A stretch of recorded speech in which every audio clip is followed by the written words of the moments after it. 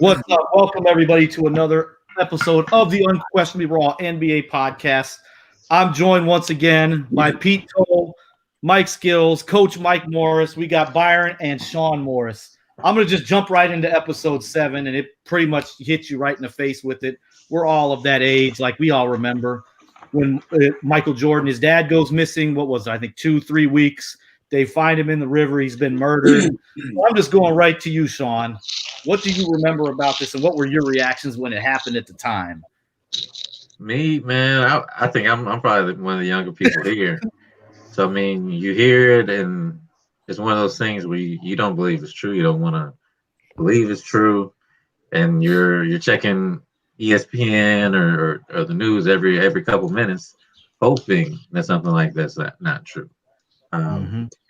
You hear somebody like Michael Jordan. How can somebody get close enough to Michael Jordan's dad to do this to him? What happened? And then you start hearing all the rumors. Everybody has their story to tell. So I mean, it's a sad, tragic story that, you know, the guy at the peak of his success and all his money and fame, and you think he's so happy, and all of a sudden it all comes crashing down. You can't even imagine how he feels. So it kind of brought you into what his feelings were, what was going through his mind, what's behind the things that he's doing. And I mean, it's I'm happy that he got to have these conversations with his dad before, and he had a good relationship with his dad before, so he was kind of at peace, and he kind of lives his life based on how his dad taught him. And at the end of the day, Michael Jordan's like me and you. We grew up with a father figure, in our lives who taught us how to do right from wrong. And Byron, it's good to see Michael Jordan in that light. yes. What was the question? It's about Mike's pops. When we found out when it was the news that because he had been missing for 2-3 weeks, and then they found his body in the. Okay, I just wanted clarity on the question. I mean, I remember the time that happened. The news was just shocking. Obviously, everybody knew how close he was with his dad. It was very, very unfortunate, and I think that we really saw we really saw a different side of Mike when that happened. You know, we really saw, because again, he didn't seem human, and then when that happened, you know, we definitely saw that more humane side to him. So very unfortunate that he had to lose his pops the way he lost him. Mike Skills.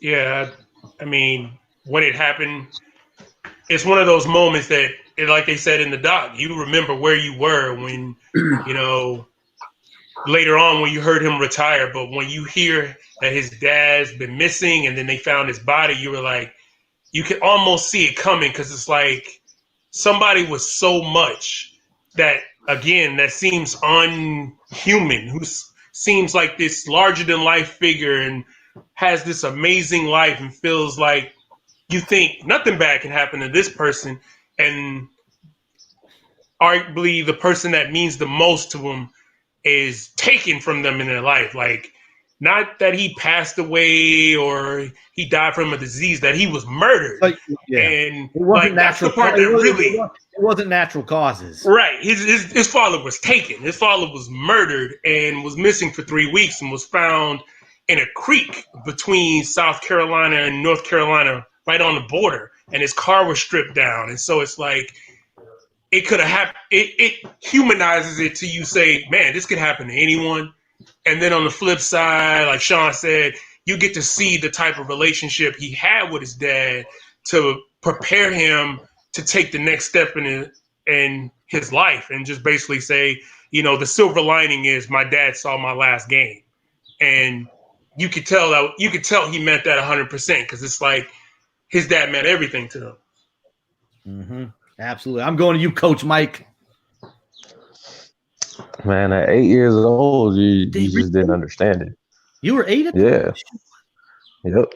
Okay. 93. I turned 9 in September. That's right. It's just like, you're still trying to come to grips with it at 8 years old. Like he's a real human being and you could lose someone, and just in that light, understanding the emotion of it. Like, it was somewhere close to that time. My cousin's dad drowned in some little weird fishing accident like that, and we were just still trying to understand it as a little kid, like how death really works. And you trying to explain it to kids now, like how could something like that happen? Social media wasn't a thing for us. It was, hey, we saw it on Channel 2 or Channel 12 at the 7 o'clock news. It wasn't like a 24-hour roundabout thing, and it was just weird. And this whole thing, this was like on national news. Like it was, it's how huge it was. Yeah, it was front page. It was leading off, top story every night. It was everything. Yep. Absolutely. Pete. Same thing that Mike kind of just said, because Mike and I are around the same age. So I think I was 8, and this is my dad talking about, like, I said, well, how does this happen? And he said, well, sometimes there's bad people in this world, and people get taken too early, and just trying to explain. I'm like, I don't understand, but it's Michael Jordan. Like, how do you even get to his dad like that? Don't they aren't they like super security around him, or whatever? And he's like, well, no, sometimes people like to lead normal lives outside of being a celebrity, and this is what can kind of happen if you're traveling alone sometimes, late at night, and just try to explain it. But at 8 years old, how the hell am I supposed to comprehend that? So it wasn't really until I was later and reading back on everything, and I'm like, okay, this is what happened. These are the guys that did it. This is what one of them saying versus the other. Like, so you kind of get the details, and you can kind of understand it more. But as a kid, it was just like, wow, like that's crazy. And then after that, it's like anybody that kind of traveled, whether it was my uncles or even my dad, going on, it's like, is something going to happen to him? You kind of wonder, like, kind of bring it into your own life. But it's just sad that it happened. But on a different scale, what was so disgusting about it is not only how bad the crime was, but just how the media portrayed everything as far as Jordan and what could have made that happen, whether it was gambling or whatever. And I'm like, first of all, the dude his father was killed. That was everything to him, regardless if his father was in his life or not. The fact that he was and was so prominent and a big part, give the man some privacy. Like, don't, you're putting everything on a big stage, regardless celebrity or not. Like, back off. And I think now it's worse. Had it happened today, it would have been worse, because in all honesty, it could have been, Michael Jordan found out about it on social media before anything else. Oh, yeah. Like, exactly. And that's what's so bad, because, we all know about Kobe, and just, we don't really know as far as like when Vanessa found out versus how, far out from Vanessa finding out that everybody started getting, the notifications on Twitter, how long that was. Yeah. I mean, you see how fast that was, and it was like, wait, what? Yeah. And so I can only imagine something like that happening in today's world. So luckily, based on the time, it wasn't as bad as I think it could have been, but it was still pretty horrific. I forgot. Did this happen like in August or September? It was. So it happened in July. Or July, yeah. Okay. Because I had just turned 8. And I just turned 11 in June. Like, I remember. I was actually in Chicago that summer visiting my father. And I remember he went missing. And it was a big thing for like... Yeah, because I didn't realize it was 3 weeks. I remember it was like... 19 days. I remember it was several days. But when they said 3 weeks, I was like, damn, it was that long. Mm-hmm. And, this is before GPS and Google and all that stuff, where if somebody's gone, they can disappear in plain sight. Mm-hmm. And I just remember that being crazy. And then all the freaking conspiracies and stuff popping out. Like, I couldn't imagine that happening to me or anyone else. Right. Like, and having the wherewithal to put out a statement to, like, you're throwing salt in my wound and whatnot. Like, I'm sure he probably felt like taking a Louisville Slugger to some of them offices and whatnot. Like, my dad just died and y'all saying it's my fault. Like, I probably would have turned up. I can't put it in words. And it's like, even now today, people make it seem like it's the JFK or the fake moon landing conspiracy. Like, fam, first of all, people cannot keep their mouth shut. If the feds were investigating and the cops were investigating, something would have came out, because nothing likes a front page more than a director at a FBI or police station. Like, yeah, we found out. Based on this documentary, the media were some savages back then. Yes. That's that was my biggest takeaway, like just watching how savage the media was. And I was about to go into 6th grade, about to be 12 years old when all this happened, because I was 11, because I turned 12 in September of 93. So I was almost 12 when this happened. I just remember, like, it was national news, like when he had been missing for a few weeks, and I remember it breaking. I was like, holy shit, this is crazy. Yeah. Like, you didn't see, like, because remember, like, Michael was like a superhero to all of us. No, he was a superhero. He had a cartoon with Bo Jackson and Wayne Gretzky. Yeah, Pro Stars. That's right. Yeah, he was a superhero. He had flying shoes with jetpacks in them, everything. Yeah, so it was crazy. And then when the news finally breaks, you're just like, holy shit, this isn't real. And I think Mike and Pete really hit it on the head for a lot of us. This was our first experience with death. You know, of somebody of some magnitude. Like, I remember before that, I probably went to some funerals for like some aunts and some distant cousins, but I didn't really understand what was going on. And it was like, I was finally old enough to understand it. It was like, what do you mean he died? What does that mean? You know? So it's crazy. And so I know this, I want to kind of touch on, so like after this, obviously, was it October? I think it was October when Mike retires, right? Yeah. So like literally 6th. Literally like 3 weeks before the season's going to start, he announces retirement. And this is what I did forget. And when I saw it, I'm like, oh yes, now I remember it.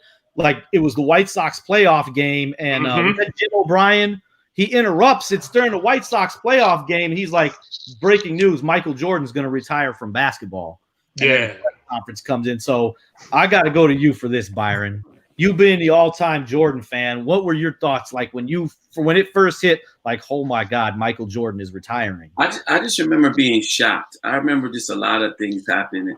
That whole era was just weird, because when the news came out that he was retiring, I think that was right around the time the first, Michael Jackson. That's when his accusers were saying that. Yes, right. Them. So I'm like, dang, both Michaels are like, you know, what I mean? Not just both Michaels, both MJs. Both MJs are like, what's going on? Like, you know, I remember thinking that, like, Michael Jackson and Michael Jordan are just like really going through it right now. That's really they were the two most famous people in the world. At that time, and they're both going through these like real tragic events. And also, I just remember thinking, like, man, he's got to come back. You know, I just remember thinking, like, why would he retire? Everybody knew. Like, man, this guy's going to come back and play basketball. Hey, but he even said it. Remember, he said, when I retire, I can do whatever I want. If that means I choose to come back and see that as a challenge, well, then I'll do it. Yeah, he didn't rule it out. Even so, it was a decision that you knew he wasn't going to be reversed quickly. You know, we still had to wait. It wasn't like he was going to say the next month or when training camp started or at the All-Star game. During All-Star weekend, like, you know what? I changed my mind. I'm back. Yeah, he was going to at least sit. He was going to at least be gone the whole season. I think after the last podcast, I was talking to Mike and Sean. I was like, how does somebody even get to that level? You know, your pops played in the NBA, and they were saying you eat, sleep, and you drink it. So someone who is as obsessed as he is with just the game and with winning, you're like, what is he going to do now? We're gonna get to that in a little bit, Byron. We're gonna get to that. And also, Magic had retired 2 years prior. Yeah, to that? within 2 years, Magic, Bird, and Mike all retired. Right. So I was kind of like, you know, and Magic before Kobe was my mom's guy. Yeah. So it's like Michael was always my guy. Yeah. Magic was hers. So it's like now they're retired. It's just like, wow. Mm-hmm. I felt that exact. Mike. Oh, go ahead, Mike Skills. Oh, I'm cool. I felt that exact same way when I just remember I was in school and they made an announcement over the intercom. And it was weird because they never made announcements in the middle of the day, but they did it for the whole school. And they were like, Michael Jordan is retired. And this is in Houston, Spring Oaks Middle School. And I remember crying right there on the spot because I was like, nah, y'all making this up. And I had that image in my head that Byron was talking of, not per se of Michael Jackson, but of Magic 2 years prior. Mm-hmm. Because when Magic retired, it was such a shock. Like, nobody saw that coming. And then at the time, he's HIV positive. We think it's a death sentence. Thankfully he's still alive, 30 years later. We thought he was going to be dead within a year. At the time we thought he was going to be gone. So it was so shocking. So when Jordan announced he retired, I was like, what is it? It was like, oh, they murdered his father. He's mourning. And I just remember, like, what now? Like, this empty feeling of just like, Magic's gone, Bird's gone, but it's like Jordan is gone too early. Like, Bird had to go. His body broke down on him. Magic was sick. Jordan is perfectly healthy and he's walking away. It's like when Barry Sanders retired. Yeah, exactly. Barry Sanders. That was like out of the blue. Yeah, it was just he didn't want to. Yeah, it was like they were like, "You're not playing if you're not going to play for us, you're not playing for anybody." All right, I'm out. Peace. Yeah, and it was just alarming. It just really was alarming because basketball was everything, and I kind of felt like he was going to come back, but when he started doing other things, I was like, man, that may be a wrap. Like, we got to just appreciate it for what it was. And we're going to touch on that, Mike. We're going to touch on that. Coach Mike, I got to go to you now for this one when he retired. Personally, like, after his dad dying and all that, it wasn't that I didn't care, but I thought it was like our time as a Nets kid. Oh, no, that's fair. Yeah. Pops, Drazen, Kenny, DC, young core, who had guys. You got 4 guys that was averaging like 15 a game and on the way up. I'm thinking like, man, it's the time right here. Like, no disrespect. I'm good for him to take care of himself and go do other things. I'll watch baseball, but I wanted the Nets to get to it. Like, I thought we had a chance to beat the Knicks, and I was just ready for what winning was supposed to feel like. Even though I was like 8, 9 years old, I'm like, man, this is it. Like, we can do it. They're the only team that can beat us. No, it didn't go the way you thought. Not at all. Running into the Knicks first round never helps. Hey, what's crazy? Even you as an 8-year-old, I was about to be 12. Even I was high on that time on that Nets team.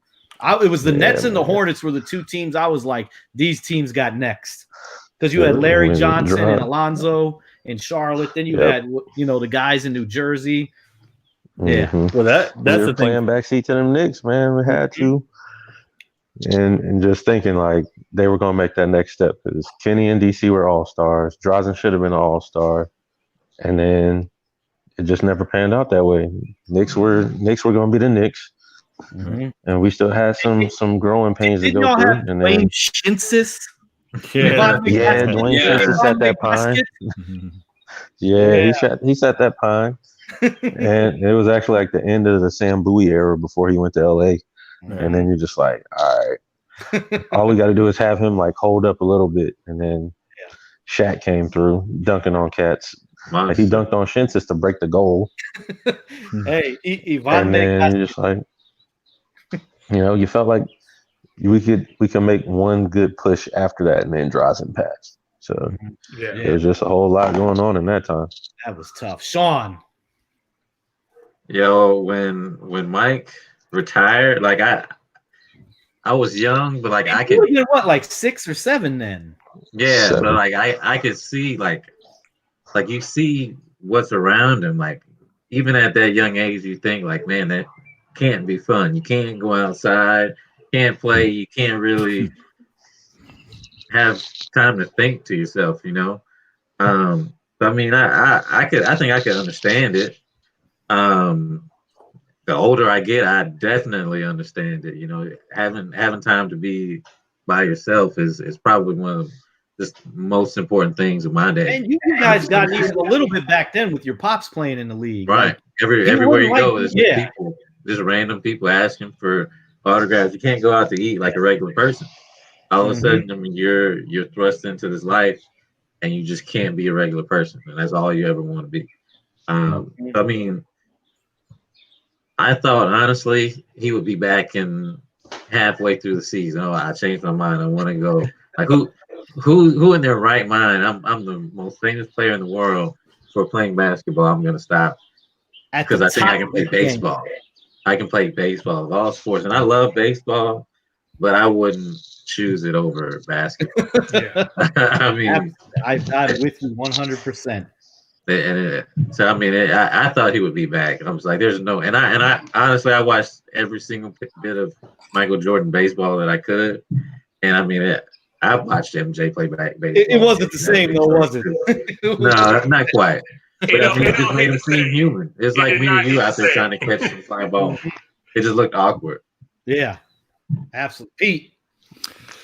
For me, because at that point I was already in Georgia, so basically going to Hawks games, things like that. I was like, okay, the Hawks have a shot now. Like finally somebody else in the Eastern Conference has a shot.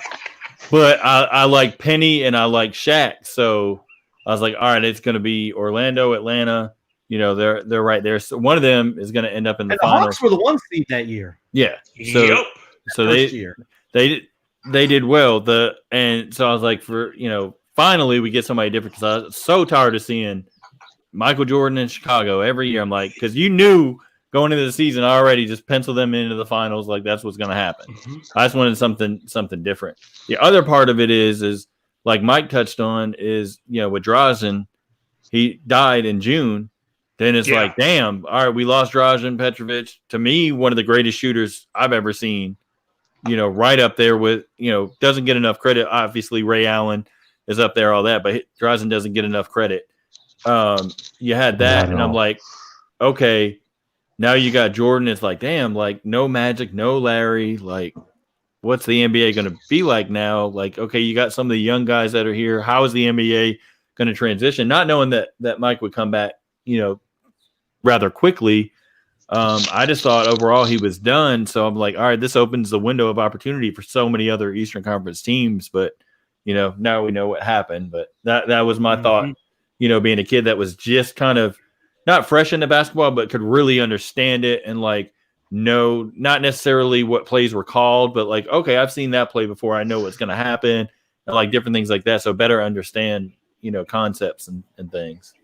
You touched on it, man. Drazen died that summer. 93 was tragic. And Reggie Lewis died that summer, too. Damn, Reggie. I forgot all about Reggie Lewis. That was a crazy summer. Yeah. And the league was wide open. It was like, all right, who want to win it? Anybody can win. Because after Bird, now with Bird out, Reggie Lewis was going to be the Reggie Lewis played Jordan well, too, in the All-Star, like playing in their matchups. And then he made the All-Star team. Like, yeah, he was underrated. I remember the retirement, and you guys have said all positive stuff, but like I remember talking to my pops, and my pops played minor league baseball, went for a year or two before he had met my mom. But he told me that he said when he retired, I was like, Dad, you think Mike's going to come back? Nope. I was like, okay. So I was like, okay, my dad said, so I believe Mike wasn't coming back. And, I never saw the baseball thing coming. And then, like early within the next year, like, it's like, okay, Mike's going to go, he's going to play he's going to go to Chicago White Sox spring training and do all these things. So this lead us into the little baseball thing. I don't want to stay too long on it, but we know he got criticized harshly. I mean, we saw the Sports Illustrated cover, bag it, Michael. Michael and the White Sox are embarrassing baseball. And then when you see Terry Francona, was manager of the Indians. I believe, was he the manager when they went to the World Series against the Cubs? Yeah, he was. Yeah. And then he was the manager of the Red Sox when they won in 04 and 07. Yeah, so he had two World Series titles as a manager, took the Indians to the World Series against the Cubs, and he said, if Mike, 1,500 more at bats, the guy would have been really, really good. And as it was, he hit over 200, had the 30 stolen bases. So I'm actually going to go to you first, Pete, on this one. What did you think of his baseball? Was it a failure? Because that's basically what we're going to. But you fail in baseball. That's what people don't understand. You fail at baseball. It's a sport of failure. Like you're not gonna. If you are an elite hitter, fails at the plate 7 out of 10 times. Yeah, Yes. and for me, just this ability to go from. What did you say earlier? Has it been 14 years since he? Yeah. He last time because in the last he played. Last time he was 17 when he played, and he was 31 when he played. Teams baseball. don't get 30 stolen bases in a season combined, and he got that. And just the athleticism was still there. You know, the timing of hitting would have come. Hitting the sliders and curveballs and stuff, he would have gotten there. Just the way that, or as Nick Wright said, he could have got Joe Boo, right? Yeah, I just whatever. I don't count Nick Wright as credible, so I mean, not at all. I don't think he even got a good credit card to his name. For me, like overall, just to sum it up, I think just his ability as an overall athlete to do what he did for baseball, I would say in honoring his dad, it was a success. Overall, I don't think he ever thought he was going to be a star, but I think he set out to accomplish what it was is to, reach a goal that his dad kind of wanted, could foresee for him. And he did that. He could say, "Hey, I played baseball." He drove in 50 runs that year, and Terry Francois said we had top prospects in this organization that didn't drive in 50 runs in this in Double-A. Sean, you the baseball fan, so I got to go to you on this. I'm an Atlanta Braves fan to the day I die. I probably watched every single Braves game last year. So Ronald Acuna Jr. is your guy, right? That's my guy all the way. Ozzie and Acuna. Nice. I mean, it's a crazy thing to think about Michael Jordan playing baseball, but to think what you have to do to change your body physically and mentally just to switch sports in a few months. Was it that he trained? And we saw what Tim Grover said to him about changing his body. Right. I mean, you could see it. He's skinny, super real skinny. Looks like Darryl Strawberry. Because remember, what before he went to baseball, wasn't his playing weight like 195? No, his playing weight was like 215. That was when he came out. That was when he came back. 218. I think he was 195 when he retired. No, because Tim said he got him up to. He started giving him 5 pounds in the Detroit days, and he was like 215, 210. I'm just going off the back of the basketball cards. Yeah, from 92, 93. It has Mike. Well, this one has Mike at 198 when he retired. He was skinny, and you could see it. You could see he was working out with baseball. You could see how slender he was. Right, yeah. And I mean, just to be able to change on a dime like that. Oh, I'm gonna apply what I do in the NBA and try and make it work in the Major League Baseball, the hardest sport, arguably in the world. The hardest thing to do in professional sports is to hit a baseball. Right. Hit a ball. So, I mean, for him to train his eyes, just to be able to train your eyes to see a 90-something mile an hour fastball coming at you is crazy. I mean, you'll never see it again. You see Tim Tebow trying to do the same. And he's hitting like he's hitting like 173. Yeah, and he's played baseball for most of his life. Michael Jordan and stopped playing baseball. Tebow's like third year. He's played in the minor leagues for 3 years. Michael did it in less than a year. It's like 6 months. Starting at Double-A with top prospects. It's a crazy thing to even. And I got to touch on the Double-A thing real quick because I think Reinsdorf said the only reason they put him in Double-A was because of the media. They had like if you put him in the lower levels, they didn't have the accommodations for the media because they knew it would be a circus. And it was a lot of interesting stuff that they brought out. You never really hear people think that Michael Jordan started his baseball career on a 13-game hit streak. Yes, I didn't know that. I never even knew that. All they talk about is how bad he was and how sports bad, Michael. It's like we just got off the couch and we're going to play some baseball with the guy, and we're going to hit 200 in professional baseball. Yeah. So I mean, it's a crazy thing. You kind of think of what happens if he did play another year. Is he going to go to AAA? I would watch Michael Jordan play for the Chicago White Sox. Yeah. With number 23. And the thing is, people don't realize Double A is like behind Yeah, Major League Baseball. It's not really Double A is typically better than Triple A for the most part. You know, because if you look at all these guys getting called up, they're getting called up from Double A, not Triple A. Most of them they go from Double A to majors, the best prospects. So everybody looks at it like, oh, he was just playing minor league. That's still professional baseball. It's like playing. It's like playing in the top overseas league in Europe. Yeah. It's like playing for Real Madrid. What would it be now? Like, is it the Spanish league that's still number 2 now? Yeah. It'd be like like Real Madrid. It'd be like playing in the Spanish league for basketball. That's what he FC did. Barcelona. Yeah, that's what Mike did. Coach Mike, I got to go to you now for this one. I'm with Sean. Like, as a Braves fan. Oh, you're a Braves fan too? Oh yeah, our family. Like, we're the only ones that lived in Houston. Our whole family's from Atlanta. The first baseball game I ever went to was Braves Astros. Nice. And I'm up there with my Braves hat on, like, yeah, we're going to kill it. Chipper Jones style. Oh, man. Chipper Jones. Oh, yeah. Chipper, Andrew, Terry Pendleton, Blouser, them dudes. Greg So Maddux. that was like, that was that prime time right there. And they're killing it. Steve Avery. They're killing it. When Mike's trying to go play baseball, I was like, that made summer worth it. Finally get to watch somebody other than the Braves, especially since WGN played Chicago games. Yeah. Oh, yeah. Right. But he never made it up that high on a regular basis. But same token, I really didn't think he was coming back. I thought he was going to take that challenge as crazy as he was about basketball. He was going to drive that effort into baseball, and he probably could have made it. Short of that strike season that screwed King Griffey. Yeah. Screwed a lot of people. Hey, that's, you know who really screwed that year? Griffey was having an unreal season. The Montreal Expos. They were the best team in baseball when that strike happened. And they done it. He could have, but remember the Expos had Pedro that year. They had Pedro Martinez. Yeah. And I believe Vlad Guerrero was a rookie on that team, or a young player. Yeah, he was a young buck. Mm-hmm. Yeah, they were just coming off back-to-back titles too. The Blue Jays won the back. Not too long before that. No, it was the Blue Jays who had the back-to-back titles. Yeah. You're right. Montreal. Yeah, they Carter with the home run. Don't remind me about those damn Blue Jays. But what happened the very next year when baseball came back? It was the Atlanta Braves. Yep, first year.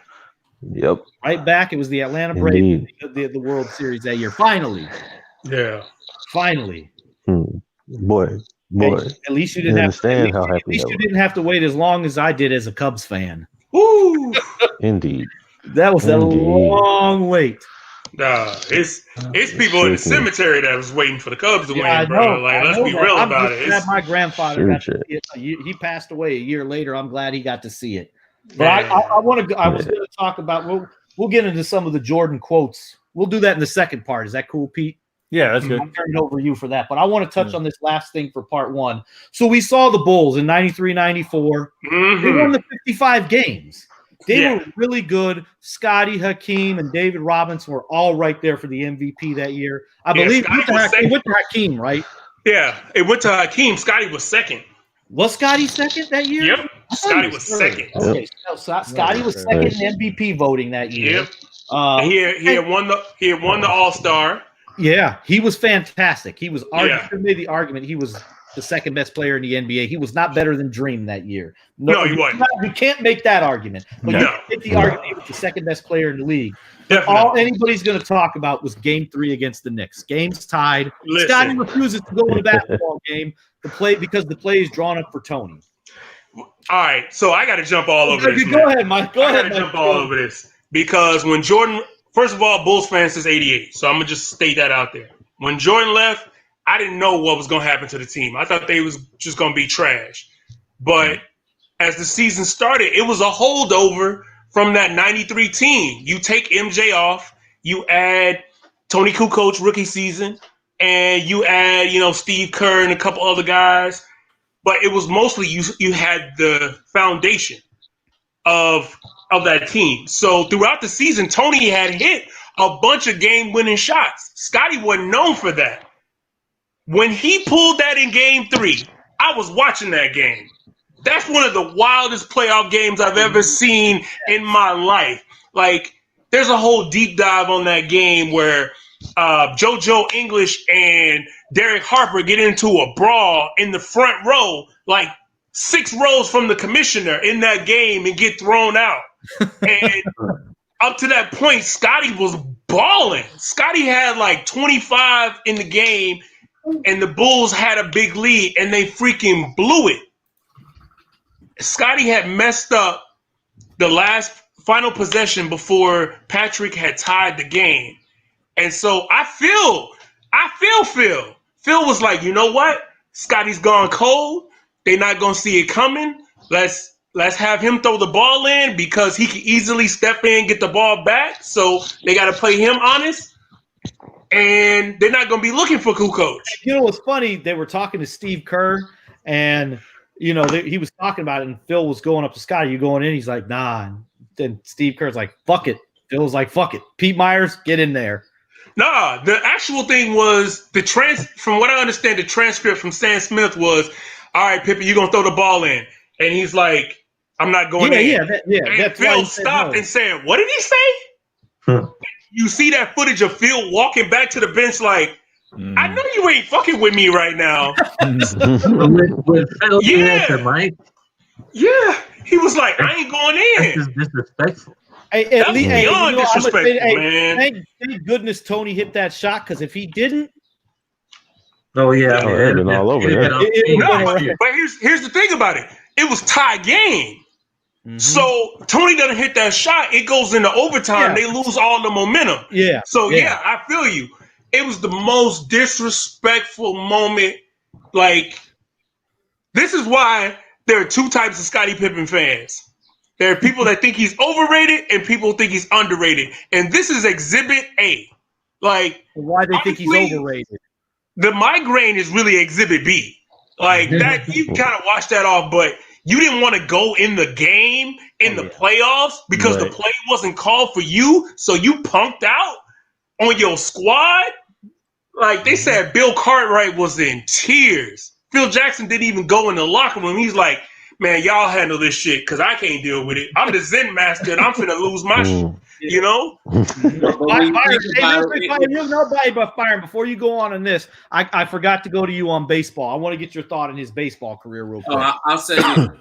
Most athletes, they can play multiple sports. You know what I mean? That's why that's why they don't say like, like Dion and Bo. That's the word athlete. You know what I mean? You're athletic. And when you're gifted athletically, like, for example, one of my coworkers was telling me that he went to college with Steve Kerr. And this is what he told me about Steve Kerr. He was like, a lot of the black dudes at their university hated his guts. And I was like, why? He was busting their ass. He said he could play every sport. He said he was good at multiple sports. Mm-hmm. He said that guy was just an athlete. He said when he took us to the basketball court, he said back then he was lights out. And at that day, he was dating a black girl at the time, and they said she was one of the baddest ones there. So, I think that's the real reason they was mad. That was really it. I was like, but I also think that if Mike continues to play baseball, he makes it to the majors because it's Michael Jordan. He's just so determined. I remember watching one of the games. My mom dropped me off at one of her friend's house, and I remember us watching one of his baseball games, and I was like, man, this is so weird. I was like, I was like, man, I wonder if he's going to come back. But it was an experience, man. I still give him props. I'm sure his wife was pissed. I'm sure Juanita was like, dang, Negro, you said you was going to spend some time with the family. Oh, well. Hey, real quick, bought a house in Alabama. He rented a house in Alabama. Hey, Byron, real quick before you get into the Scottie Pippen thing, you forgot to mention one other great 2-sport athlete, Judd Bushler, beach volleyball. Yeah, Judd was nice. Judd was nice. Judd three-peated in volleyball, didn't he? Matt, I'm sorry, man. Like, volleyball player than basketball player. Beach volleyball does not count. Hey, Pete, if Bushler was a monster in volleyball. Right now, I would have been muted, right? Yeah. Well, I don't know why he was volleyball, but that's another story. Hey, but Byron, what's your thoughts on this whole? What about Scottie Pippen? Yeah, about not going in the ball game. Here's the thing: I don't understand. People are surprised that he waited to have surgery. I'm like, this is the same guy who refused to go in the game because he's so in his feelings about Tony Kukoc. Yeah. He's petty. He was petty. He was Eddie selfish. Murphy, Byron. I'm not gonna, off the record, I'll tell you about my experience with him. I'm not gonna say it on here, but I mean, come on, man. You gotta think about it like this. Yeah. Like the fact that Bill Cartwright was in tears, that shows us that he wasn't ready for that run to end.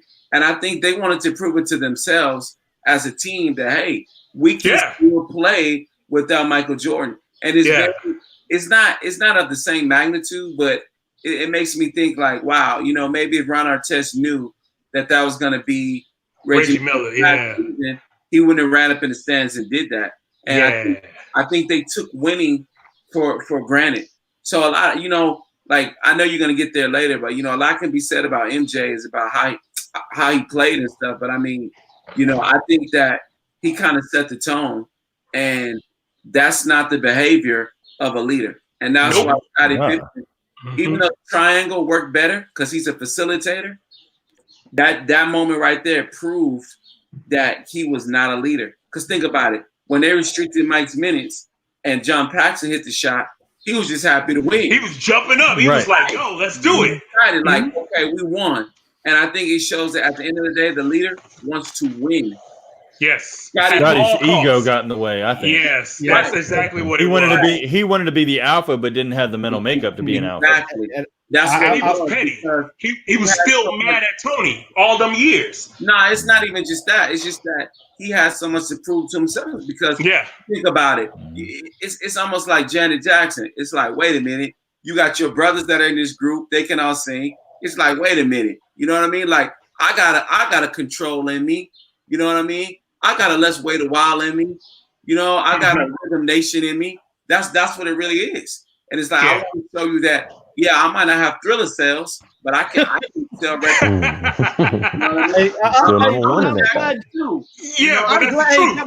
glad you're mentioning these things, Byron, because Mike and Sean, I know both of y'all have been the best players on some teams you've been on. So I'm going to go to you first, Mike. What were your thoughts on this whole Scotty thing? Because you've been the best player on some teams you've been on. Yeah. Well, what's really funny is you were saying it. I was actually watching it on the screen again. Like, yo, Scotty really sat down. He said he'd do it all over again if he had to. Yeah, that was the biggest thing. I was like, dude, sit the fuck down. You know damn well sit down. You just trying to get ready on that bullshit. Think about it. You know why he would do it all over? Because they won. But think about it. If they didn't hit that, if he didn't hit that, if Kukoc did not hit that shot, he would have been traded. Yeah, he would have been traded after the season. In defense of Scottie Pippen. So to me, it's like. Wait, y'all said we traded Scotty if Kukoc didn't make that shot? Yeah, Scotty would have had to get out of there. Yeah, Scotty would have had to get up out of there because he refused to go in the game. Right, they already were trying to move him anyway. But hey, we saw what happened the next year before Mike came back. They were barely above 500. Yeah, they tried to trade him for Dominique, for Sean Kemp. They tried to get him out of there. They did lose Horace, but if Scotty was like the guy, that's what I'm saying. In defense of how Pippen's mindset, how I think it might have been at that moment, this entire time, this whole run, he's been number 2 to Michael Jordan. Exactly. It's my turn to be number 1.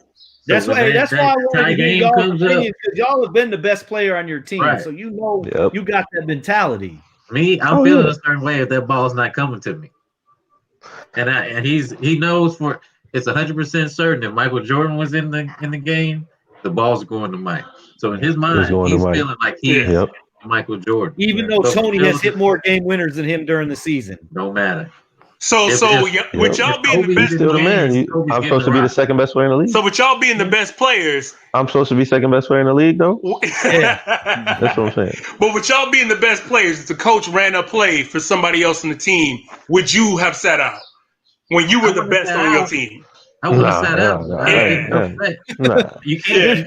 He would have known. He'd have heard some things. What y'all are saying is there's really no defense for Scotty sitting out. There's not. That's what I can understand. I can see going in there in the corner, but he shouldn't have sat out. They were going to have him inbound the ball. He would have passed the ball he would have basically got the game-winning assist. So, like, you win Yeah, but some. in his He wants mind, that bucket. He that wants shit that don't Jordan count. I'm time. an alpha. I want to hit the shot. Exactly.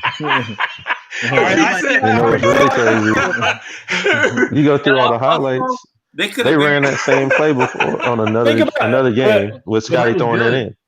Think about Yeah. if you're playing Exactly. your own self. Exactly. Like, do And you they want to really make the want to winning see pass or do you want to hit the winning shot? I want Like, to if win you, it. The only time we Hit some remember good not a single person here is gonna say, "Yeah, I want to make that winning pass." Like, nah. the only time we remember the person that passed is when Michael Jordan passes to John Paxson. Exactly. Yeah. That's the only time. Or when LeBron does it. We do Or remember Grant when Hill LeBron throwing it That's to because Christian people Lee. like to. Yeah, that Grant Hill pass was crisp. Yeah. That's the one. That's the most memorable to me. But also when you look at that whole series, I really think that the Bulls could have won. Yeah, if that call, the Charles Smith foul, if that goes a different way, the Bulls are probably beating the Hawks in the third round, and then it's probably Rockets and Bulls. No, because the Hawks got upset by the Pacers. That's right. Yeah. The Pacers, that meant the Bulls beat the Pacers that year. But you forgot something else, though. You forgot this. That series, that call on Charles Smith was a makeup. You mean the Hubert Davis? Right, the Hubert Davis. Yeah, there was a phantom foul. Yeah. There was no foul. That was retribution, or that was like a makeup. That was game 5, Yeah, right? for Charles. Yeah, that was makeup for the year before against Charles Smith. Remember, that was game 5, right? That was a gift to NYC. Like, you know what? We don't really know. Take this one. Take this one. Yeah. All right, Pete. Hey, let's turn it over to you because now we got episode 8. Yeah, so to me, episode 8 ended up that's the best one to me so far. Best one yet. Let's see. Let me go. Let me go back because we missed one on episode 7. So let me go back. Yeah, the last quote at the end of episode 7 when MJ is looking in the camera and he starts crying. Winning has a price and leadership has a price, and so he was tough on his teammates, obviously. Will Purdue said he was an asshole. Right. But we won. Everybody here has played competitive basketball. Yeah. Sean, I'm going to go to you first, and I'm going to ask everybody the same question. Do you think Jordan took it too far, or was he justified as a leader in what he did? Man, there's no way you can say Michael Jordan took it too far. He won 6 championships. He's the best to ever lace him up. I mean, if he didn't do that, are those people? We've seen what happens when he's not there. Yeah, they're not going to win. Does Horace He Grant drove get that those guys big to contract greatness. from Orlando? Without Michael, does Horace get paid by Orlando? Right. So, I mean, he drove those guys to greatness. He showed them the way, and he drug them whether they wanted to come or not. So, I mean, because Michael Jordan did what he did, we're still talking about Luke Longley and Dennis Rodman and Scottie Pippen. Maybe if he's not doing that, are they still going to have the drive? Are they still going to be as motivated? Maybe not. And are we going to even see Judd Bushler in the documentary if Mike doesn't do those things? We don't even know who he is. Yeah, exactly. Usually the guy that is making the people do the work and holding people accountable, they think he's an asshole. So I mean that's just the nature. Sean, I think it was the first one we did, episode 1 and 2. You said you were an asshole in practice. You think some of your teammates feel the same way about you? They would say the exact same thing about me because I hated losing just as bad as Michael Jordan did. I probably cried after every single high school game I ever lost because I was just so mad that I couldn't believe this team beat us. Because I swear to God, we're better than every single team we came up against. I wanted to win, and if we're in practice, and I didn't want to really be there because. I was an AI fan, to be honest with you, but while I was in the gym, if I had to be there, then I'm gonna try and give you buckets. Yeah. And if I can see that I'm getting to you, I'm gonna keep on coming. Oh hell yeah! I mean, if you can't handle it now, how are you gonna handle it? It's getting to you.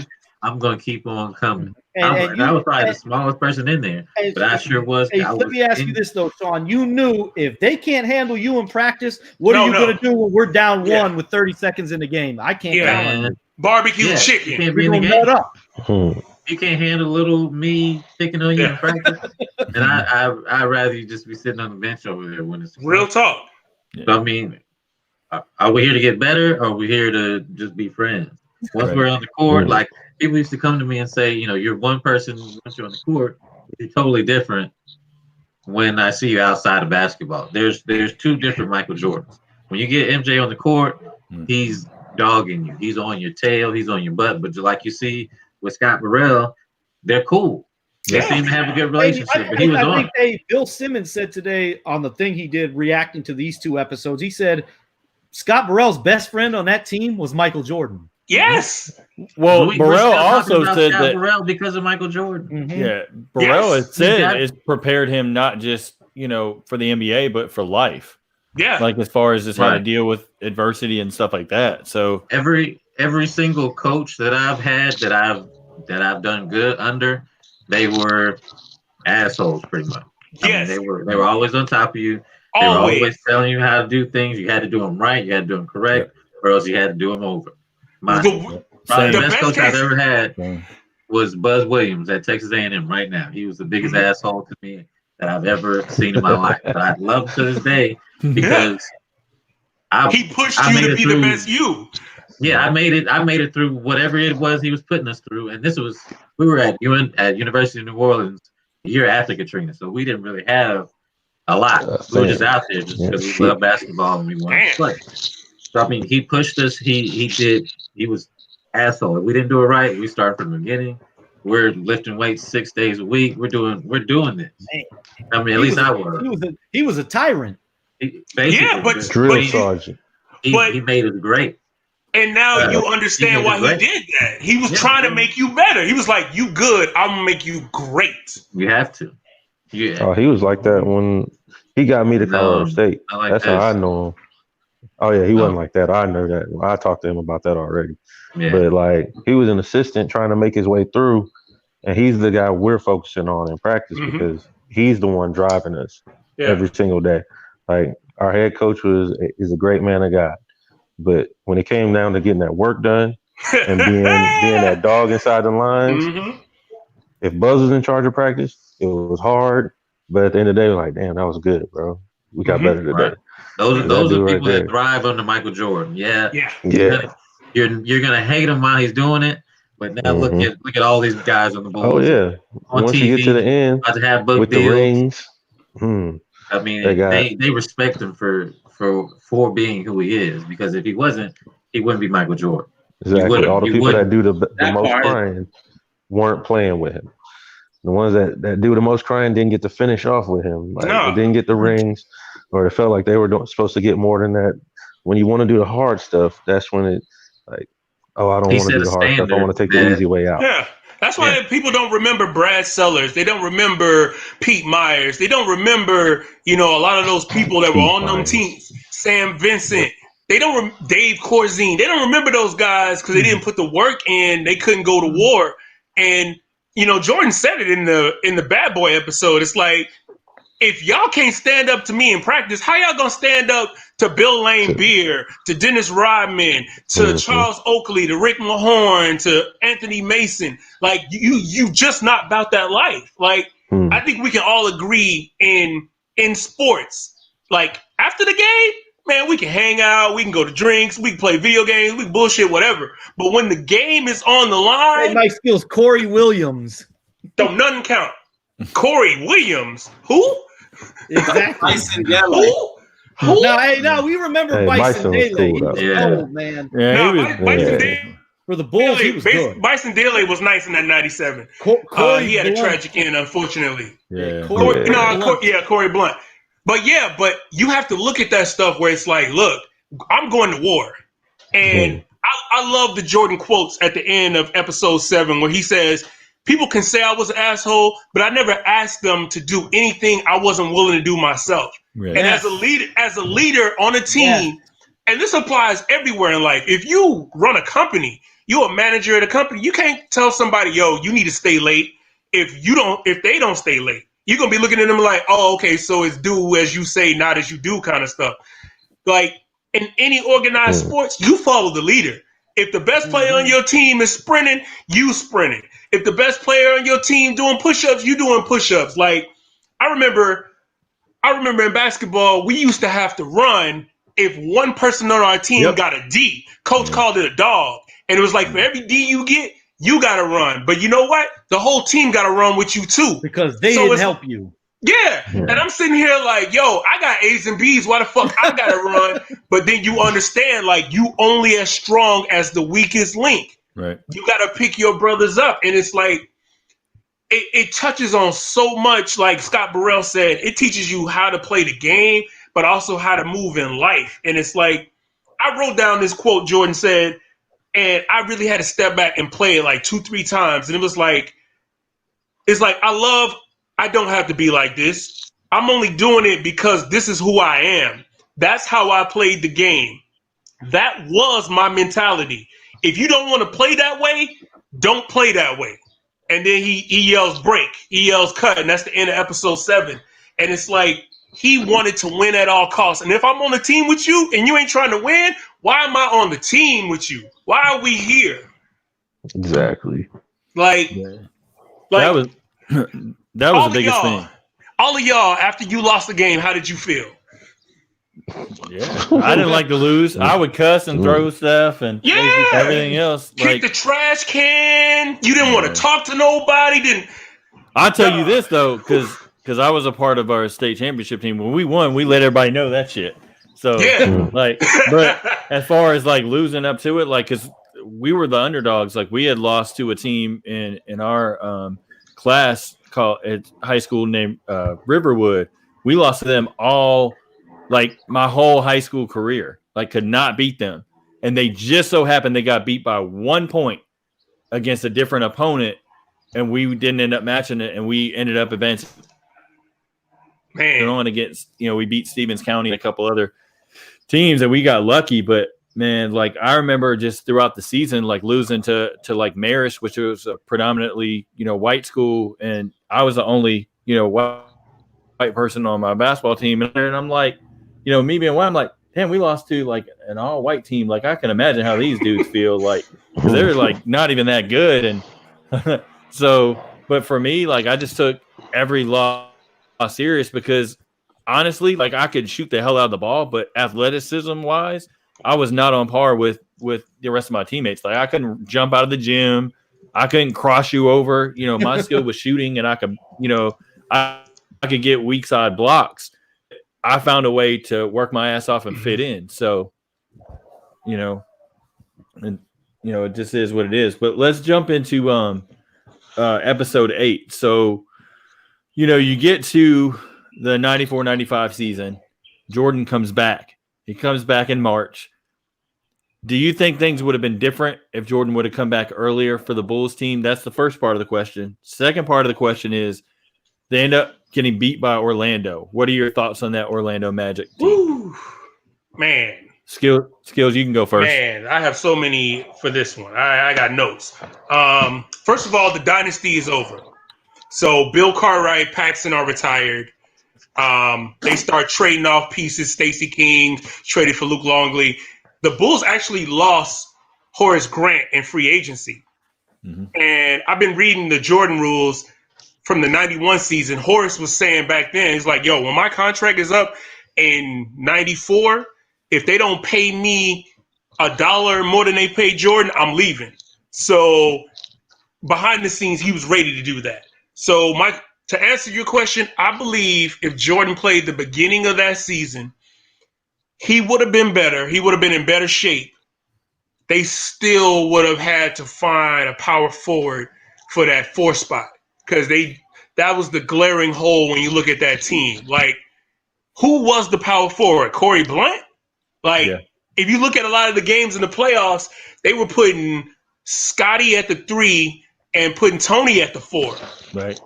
So, and then they were leaving Horace Grant wide open in the playoffs for them jumpers because, just disrespect. But also they was like, hey, we're not letting Shaq and Penny beat us. So I think the season turns out different, but I still think they lose. Like, somebody asked me this hypothetical question. It was like, do I think the Bulls would have won in 94 over the Rockets? And with everything we know now, I definitively say no. Yeah. I don't think they would have got to the finals. I think they would have been burnt out. I think it's evident MJ was burnt out. and they were on their last leg. Cartwright, Paxson retired, and they were kind of deep in the bench by that point. That they were right to lose. 95, no way. Just the way that team was constructed. I mean, you have BJ, Scotty, and Will Perdue are the leftover players from that first three-peat.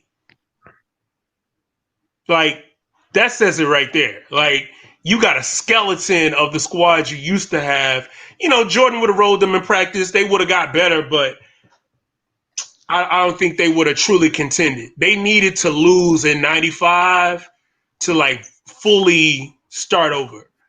Get Dennis Rodman in there. Have Mike a whole season of working out and getting in basketball shape. Because, like Sean said, your body changes differently. Right. Your body has to be built differently for baseball. You can't, you know, to be that athletic and in 1 year make that change, but then to just walk back on the basketball court and think it's going to switch. And he was still effective.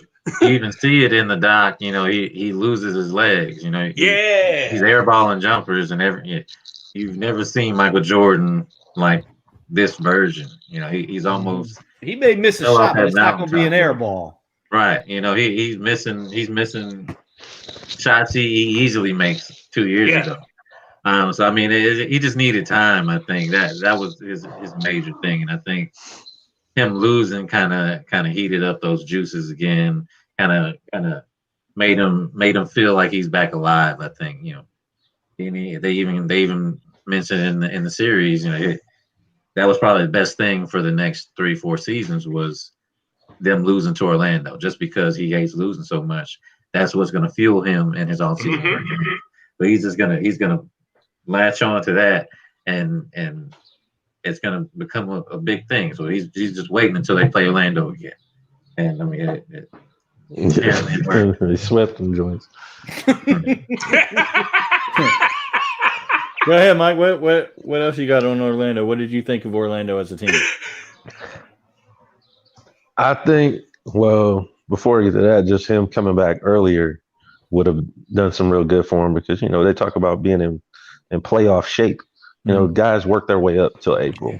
He had, 2 months, get it right. Not even. And they thought it was easy for him because he had 55 at the Garden. Like, well, everybody can tap into it once in a now, every now and then. Shoot, who had 60-something the first week of the season? But and then you got to just make that manage the whole season long. You still getting ready and getting accommodated to how the game is being played. But that Magic team is basically the blueprint for Shaq's LA squad.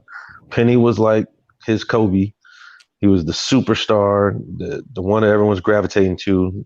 He's electric. Everybody's taking some notes, and Shaq's just dominating the paint. Without Horace Grant being Horace Grant, it's null and void in that series, because he's what was the difference for the Bulls. Even though you talk about Tony being the 4, if you look 96, 97, 98, Tony was playing the 4 in a lot of those series as well. Mm-hmm. But you don't have a Dennis Rodman to help you out there. You got whoever was on that team then. They basically set the standard for small ball. It was just 4 dudes that could get it done, and then one dirty work guy playing your 5. Rodman playing your 5. But in 94, 95, you couldn't do that with Shaq. Shaq was eating everybody in 94, 95. Yeah. But then it just, as much as people say that it might have drove MJ, it did. But also having them dudes come through to the Space Jam workouts just made him like, oh, y'all think you're getting close? You think you're getting better? Man, I'm making a movie and I'm about to embarrass y'all. Yeah. Only thing that I got that coming up. Only thing losing to Orlando did was make 72-10 possible. They were still going to be great. But he was like, I'm about to show you I'm still the best to ever do this thing right here. Mm-hmm. But Byron, everybody that got hype winning on me, and BJ Armstrong with the celebration, you about to take this L in a major way in 95, 96. And they did. Mm-hmm. What did you think, Byron? What did you think of you think MJ should have come back sooner? And what did you think of Orlando? I'm going to backtrack because I didn't get to answer the last question. So I'm did I miss you on the last one? I'm sorry. You just all in the win today.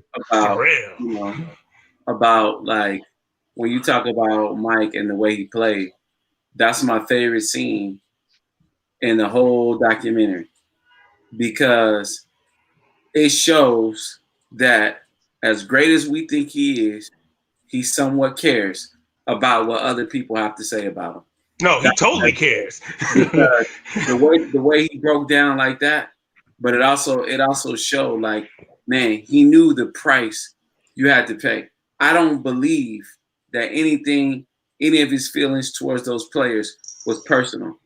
I think it was like, give me some guys that are gonna go to war with me, and we will win, and we will come out victorious. I think that's what it's really, really about. Notice everybody he played with, nobody backtracked. They were like, well, off the court he's cordial, he's cool, whatever. On the court, but we won. Yeah, exactly. But none of them had any regrets. Nobody had any regrets. Yeah. Except maybe Craig Hodges, who was blackballed, and now, according to Shannon Sharp, Horace Grant has a lot of things to say, negative things to say. That he said he's actually going to bring him to the studio once this whole quarantine thing is over. He's actually going to bring him in the studio to give an account, to give his own personal account of what happened in that era. But even so, they're still, it's a team sport, but they're still the Jordanaires,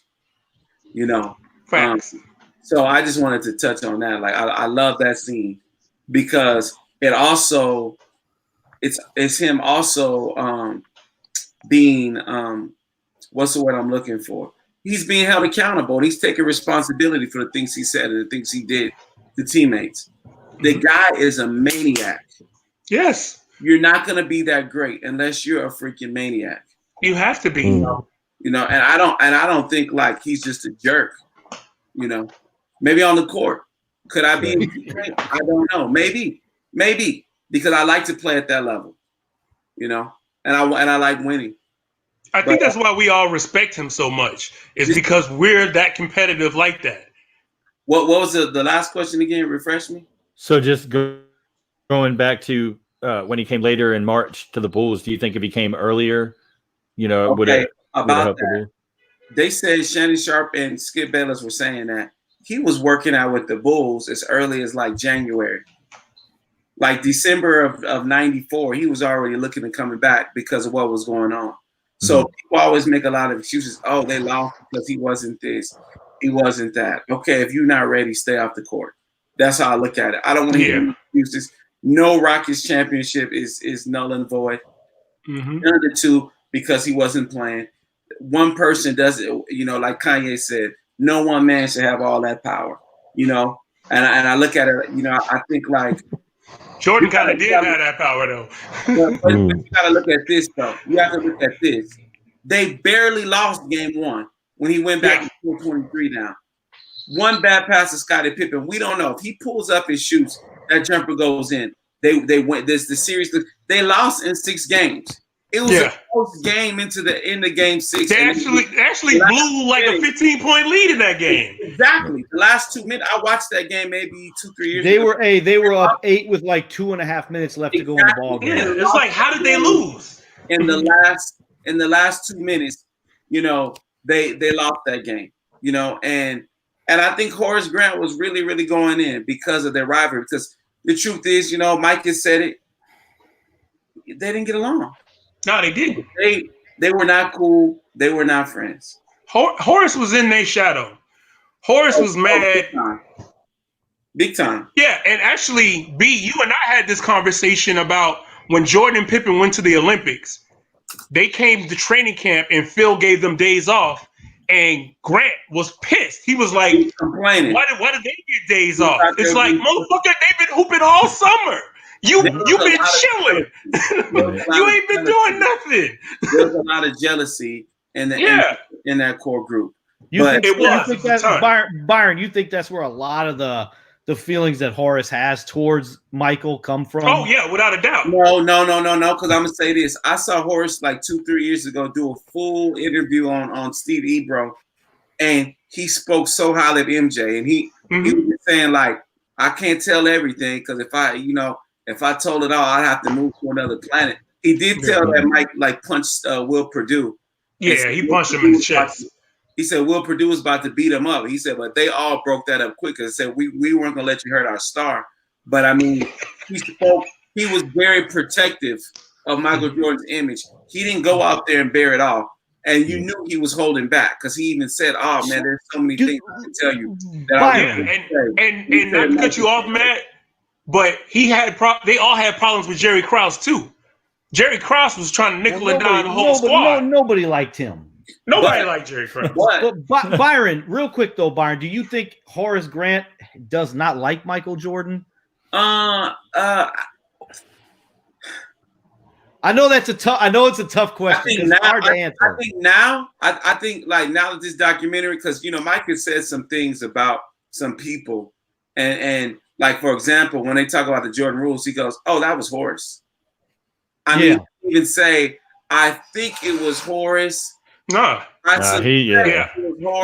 it. He flat out, "Oh, that was Horace." Mm-hmm. And so there's a lot of people that's angry at Michael Jordan right now. Horace Grant being one of them. Craig Hodges, but I think if you asked them a month ago what their sentiments are towards Michael Jordan, I don't think they say like, "Oh, I can't stand him. Oh, I don't get along." If you ask them now, same thing with Isaiah Thomas. If you ask them now, I think the answers change. I just saw Isaiah Thomas did the Knucklehead show. They asked him his top 5. He put Michael Jordan in there. Now he's backpedaling because his documentary. Oh, I think LeBron and Kareem are the greatest. You put Durant and you put LeBron in the 80s and Mike. Yeah. So, but back to what Pete was saying, the actual question, I don't want to deviate too far from that. I feel this.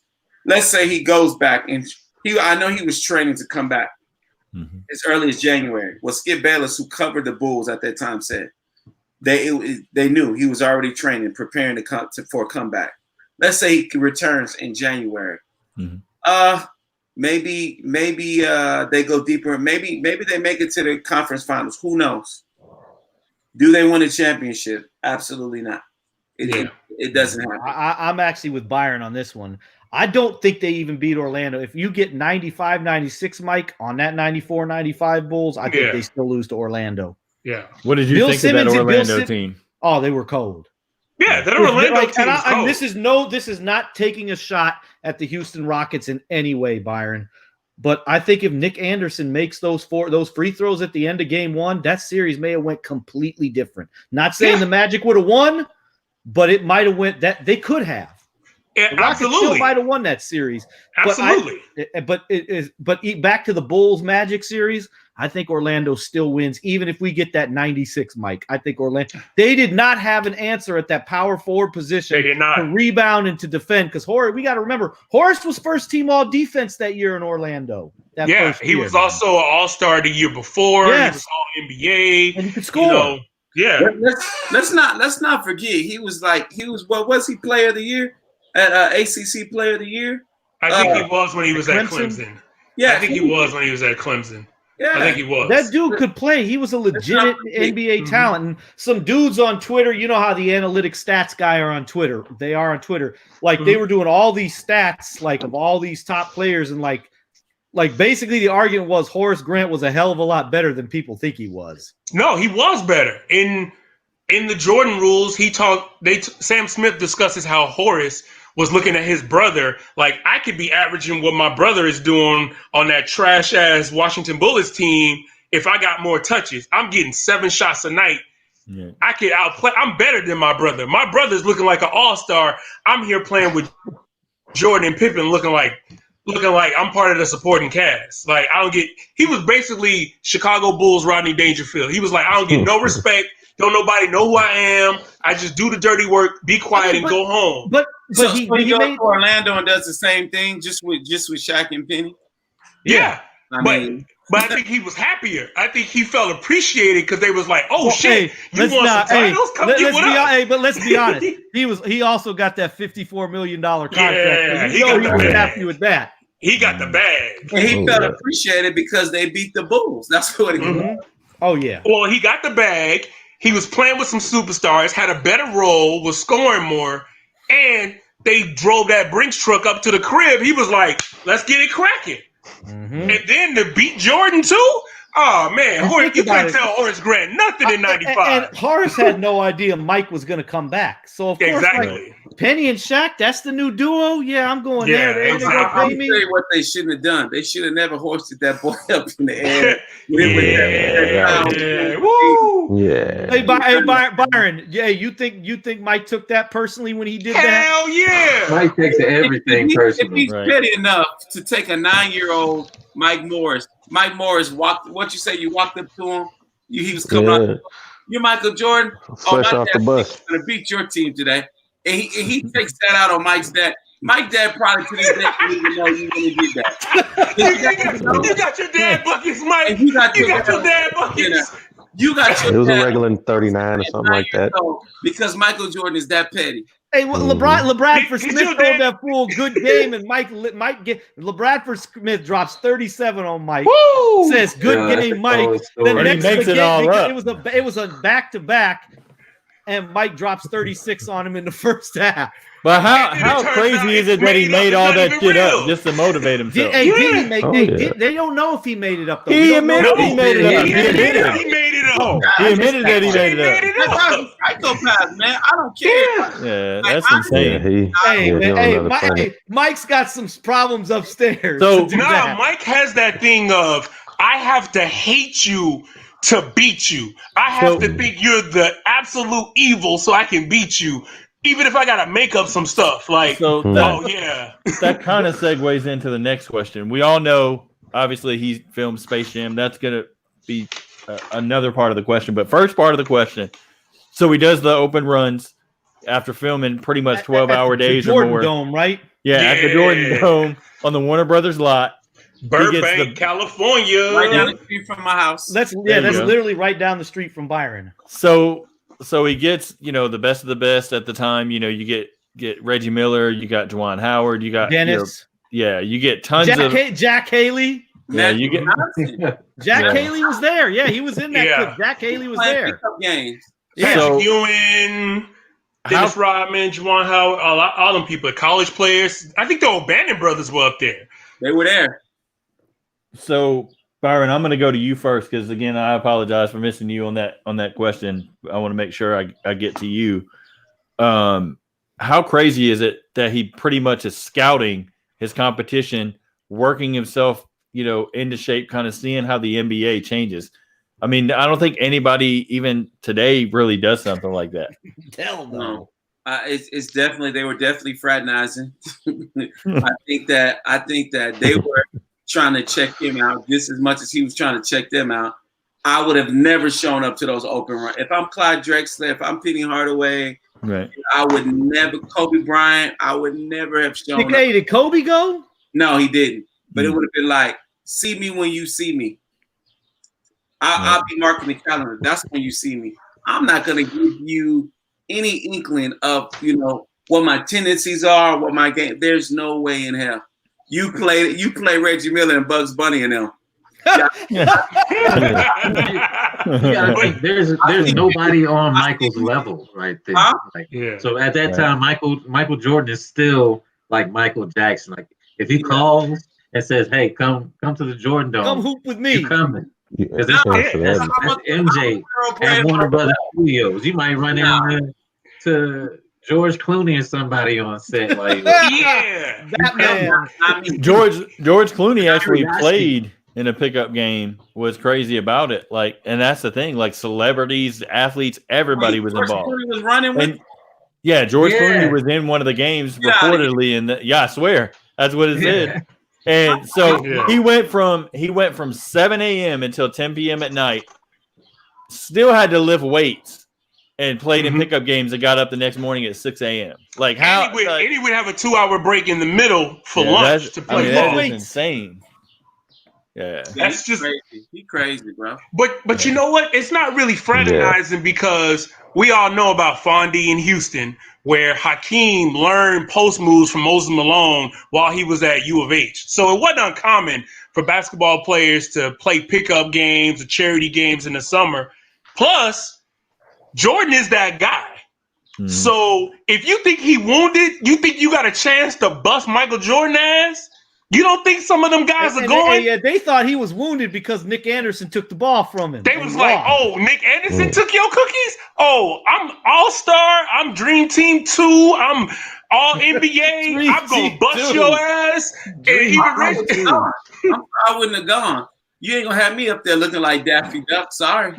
But then also it became an attraction because people was flying into LA and they was like, yo, you ain't been to the Jordan Dome? People was like, what's that? Yo, he got a basketball court on the Warner lot. He got weights on the side, got trainers there, everything. People was like, all right, I'm gonna pull up. I'm gonna see what's good. Like, going just to say you hung out with Michael Jordan. Exactly. Hey, you know what it's like the Rico Hines runs at UCLA now. All the hoopers go to his runs at UCLA. Exactly. James Harden, Buddy Hield, Russell Westbrook. Yeah.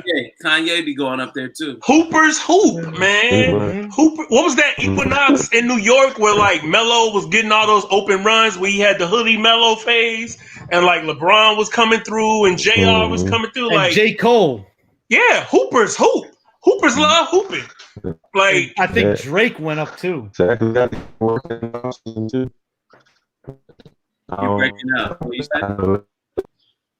Oh, oh, damn! Gremlins got him. Oh, I got it. Here he's coming. Yep, he's coming. Okay. Guess who's back in the mother house? Oh, there he is. Yeah. Mm-hmm. Go ahead, Mike. Go ahead. You good? Spit that fire. So if you're not getting better in the off season, you're not gonna make that money. And when you're playing with Michael Jordan, you're going with the best. You're going with the best. You're not getting better. But while he working on that, like, you don't think them dudes wanted to hoop and bust Michael Jordan's ass? Right. Like, oh, I know. come that on now, sure. you got a chance to play Michael Jordan in the summer. Yeah. And they thought he was a wounded dog. Yeah, you ain't gonna take that he chance. Came down to earth a little bit. I'm going. Came down to earth I'm going because no matter what, you get a story. No matter what, you got a good story. You got a good experience. He kind of myself, maybe, but if I'm in the NBA, no way. No, I'm going. Byron's like, babe, Byron's a competitor. I'm going. No, if I'm in the notice, it's I'm competitors right there. Clyde wasn't there. Penny wasn't there. Grant Hill wasn't there. Well, they was Penny and Shaq was shooting. Yeah, Penny and Shaq was shooting. Yeah, they had blue chips. Nah, Blue Chips was like the year before, but they was chilling. They had just went to the finals, so they was like, "Yo, I'm resting." Like, I can understand why Shaq, Penny, and like Dream and Shaq making CDs. And Clyde didn't go, but everybody else, like Reggie, didn't have no excuse. Shaq was filming Kazam. Yeah, Patrick Ewing. Yeah, that's right. Yeah, exactly. Shaq was shooting Kazam. I could be wrong. Maybe it was Steel. Oh, Either way, I watched both of them. Both of them trash, man. Speaking them of, didn't even go to DVD. all right. Speaking of films, because this is the next question. So we already talked about Space Jam. Byron, I'm going back to you first because we've actually personally talked about this movie and kind of where it sits on our list. But I want you to throw it out there just for everybody. Where does Space Jam rank on your all-time movie list?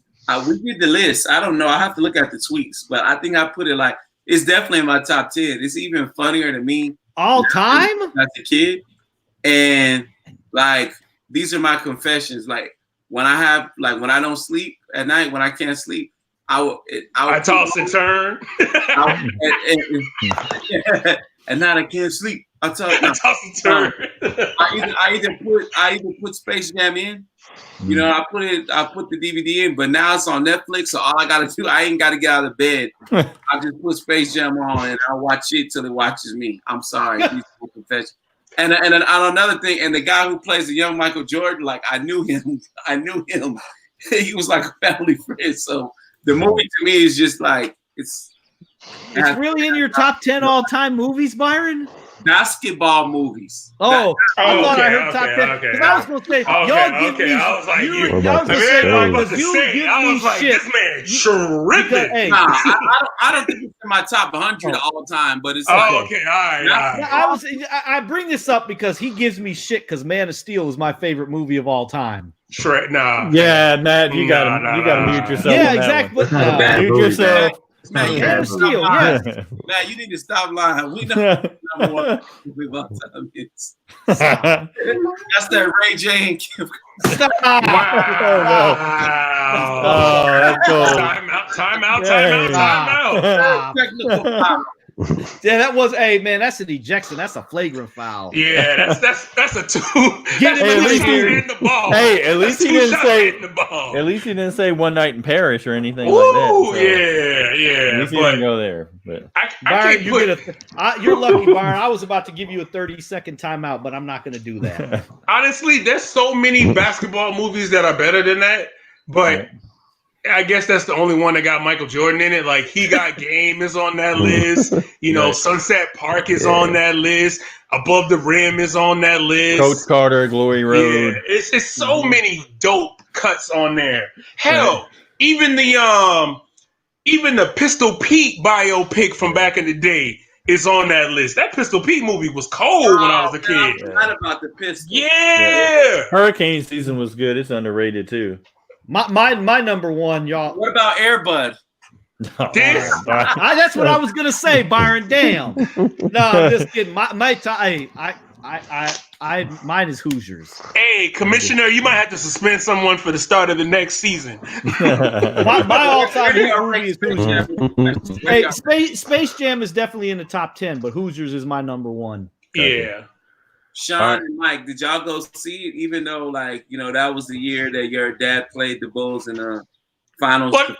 No, it came out. yeah, It came out. yeah. It came out before they Yeah, I played know. their dad. Yeah, it came out their before. dad played. Yeah, we went to see it. I mean, it wasn't like, oh, we're not supporting Yeah. Michael Jordan or anything like that. I mean, it's Bugs Bunny and Michael Jordan. Yeah. Like- What you gonna do? Two things. Yeah, you know, it's- You got kids. you go see Michael Jordan, you go see Bugs Bunny and kill. And can my man Where's Porky one Pig from? get any love? Man, Right. nah, man. Porky Pig was weak in that post. Yeah. So I'm gonna go rapid fire for these, just so we can kind of wrap it up. So basically, Jordan punches Steve Kerr in the face. But first, What- Steve Kerr punches him in the stomach. Yeah, right. That's fair. Yeah. Good point. So yeah. where, Yeah. where Steve Kerr does- was about that life. right? So in today's NBA with social media, how do you think that goes over? What do you think of the ramifications of that, or do you think it's still on the hush hush, doesn't come out? Matt knows already. Look at the Bulls a couple years ago with Mirotic and and Bobby Bobby Portis. Portis, Yeah. right? Yeah. Oh yeah, that shit. Bobby Portis. That shit. Oh, that shit gets out. That's Yeah. it gets out. Yeah.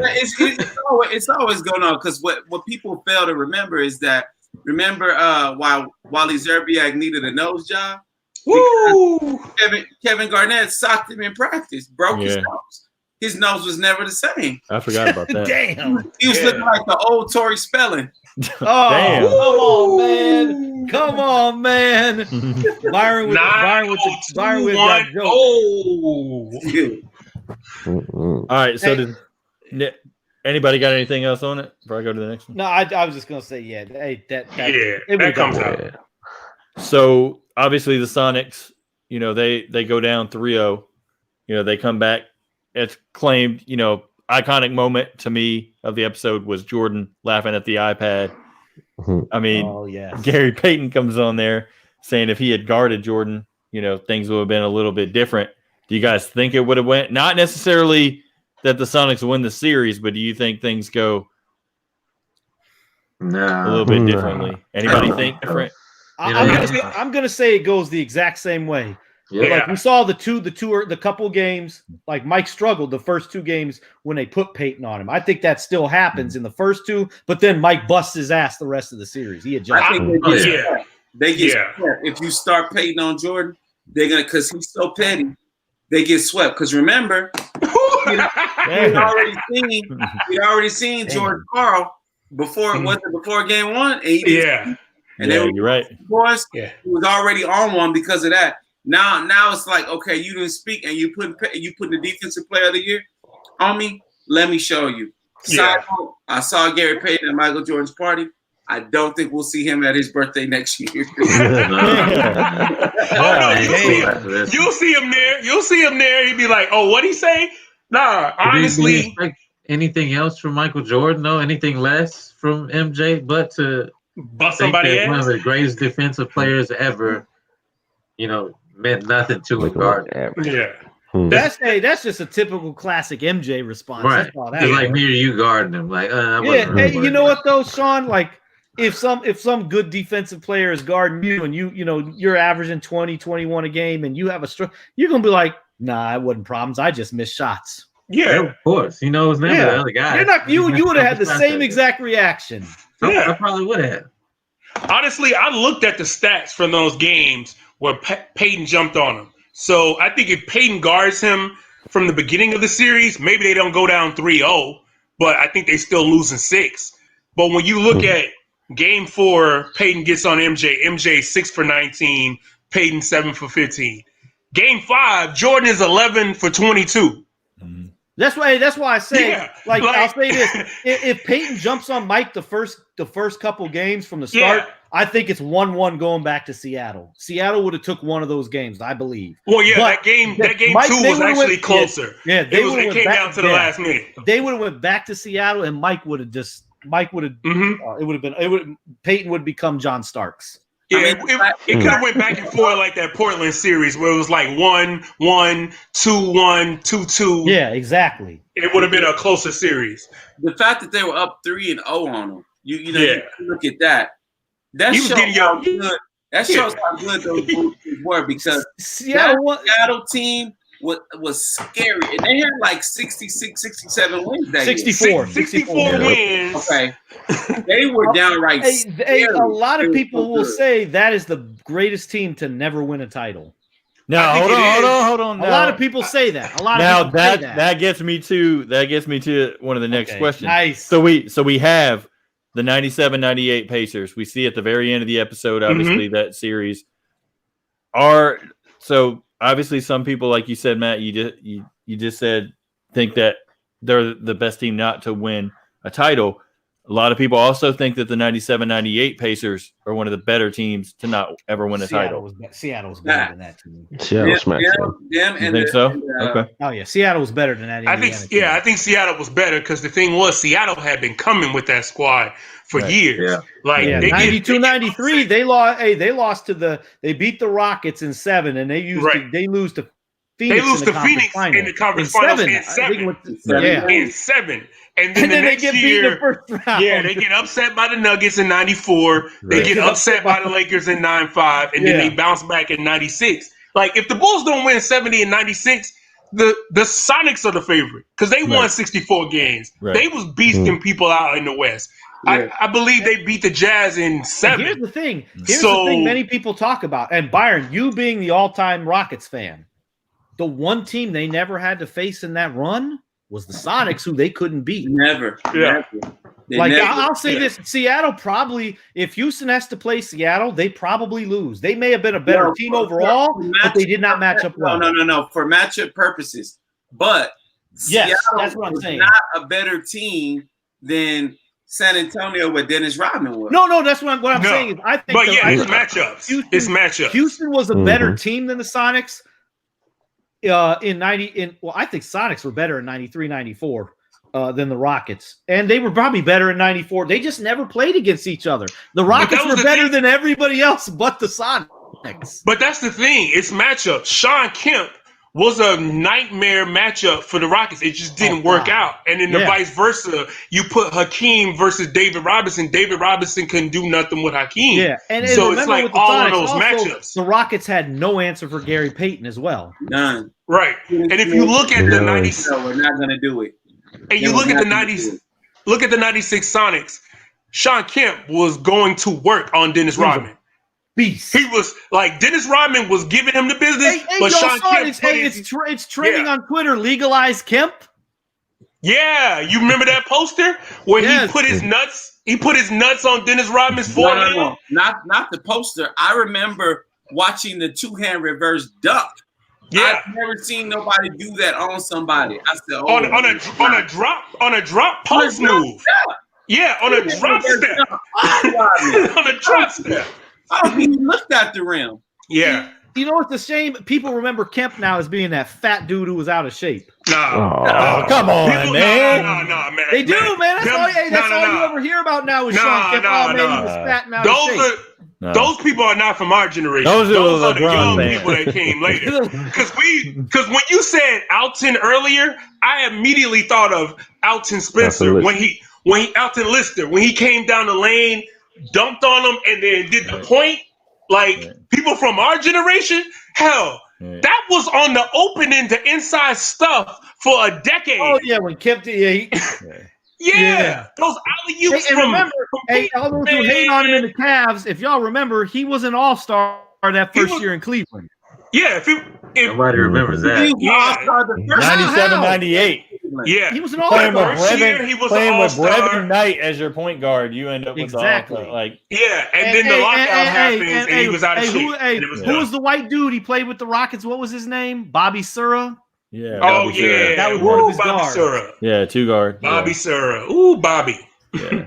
But that 96 Sonics team was really good. Yeah. I think they were better than the 98 Indiana. I think for that single season, Pacers were good. But that Sonics team for like half a decade, they were in the running. Every year, people was like, is this going to be the year the Sonics get it? All right, last 2 questions. So that 95-96 Bulls team, obviously you had the Warriors come along with the 73 wins, but I still consider that 95-96 Bulls team to be the best all time. What do you guys think? Absolutely, because they won the ring. But hold on, Pete. Hold on. I gotta say this before I hate to deviate. Man, of all the Bulls runs, the only team that I think me and Matt really feared would beat the Bulls was that Pacers team. Yes. 97, 98. Yeah. Like, that's what I meant to say. They were one of the best teams to never make it to the finals because that was the question. Right. And they said to win it. The only other team I would say is the Thunder that lost the 3-0, the 3-1 lead or whatever it was. Right. But I mean that Larry Bird coach Pacers team was fantastic. They were really, really, really good because they're the only other team besides the Knicks in '92 to take the Bulls to a 7-game series in any of their playoff and championship runs. And wait a second. Did you say take them to 7 now? Hey, now the 92 Knicks took the Bulls 7. No, he said the Knicks. I said other than the 92. Oh, okay. Other than the Knicks. My fault. That's me. Nobody else took them 7. And they were better than that 92 Knicks team. Way better. They were ahead of that Absolutely. team. I mean, they have 3 Hall of Famers on that 98 Pacers team and a Hall of Famer coaching. You had Chris Mullin. You had Rick Smits. The Davis boys. The Davis brothers.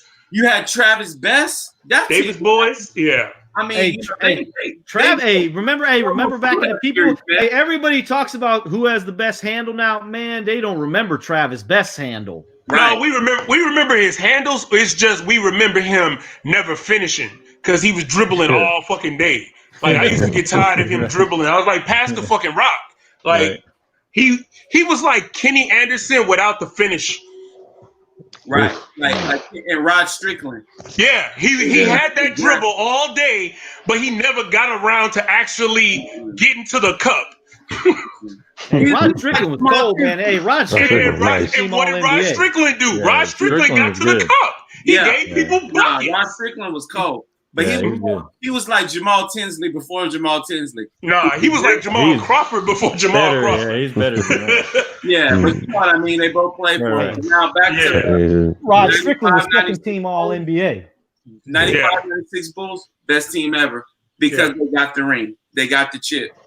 I mean, 73-9, you know, and you blow a 3-1. That Warriors team's not even in the discussion. You got to win the championship. You can't be in the discussion. Yeah, you can't be. You can't. You got to win. You got to win the championship, and then you also got to claim the history. Look at this squad. You got Executive of the Year in '96, best regular season record stood for 20 years, MVP, 6th Man of the Year, 3 players in an NBA All Defensive First Team, Coach of the Year. Coach of the Year. 2 players in and all NBA first team. Rebound leader, scoring champ, and Steve Kerr won the 3-point competition. And hey, you forgot 2 players first team all defense. No, it was 3. I think it was 3. It was 3. It was 3. Kerr didn't win it that year. Tim Legler won it. Kerr That's won right. it. Oh, he won 97. But Rodman was all defense, right? Rodman was all defense. All 3 players. Yeah, all 3 of them were all defensive first team. Mm-hmm. First team. That's hard. Oh, that's hands down. Yeah. Hey, the only other team, honestly, the only other team that I would put in that conversation, y'all are gonna flame me for this, the 90-91 Bulls team. Yeah, but that's because they were so hard. It's because they were so hungry. Yeah. I love that Bulls. I love that first Bulls team. Yeah, they were hungry, but that 96 was different. It was just the 96 like, team was better, but I'll say that I think if you match those 2 Bulls teams up, I think 91 Bulls team beats them. No. Mike wasn't as refined, and he was still a lot of raw talent. He was refined, but not as refined as he was 95, 96. Yeah, 91, they were still trying to figure out how to win. Like, they were cold, but they didn't know how to win yet. 96 was like, okay, this is how we gonna win now. I'm biased, we gonna play chess moves with these people, and we're gonna take them apart that way. Byron knows I'm biased, though, because my favorite team is the 90-91 Bulls team. But at the same time, Matt, this is what I will give you. I don't think anybody wanted any parts with that 27-year-old Mike.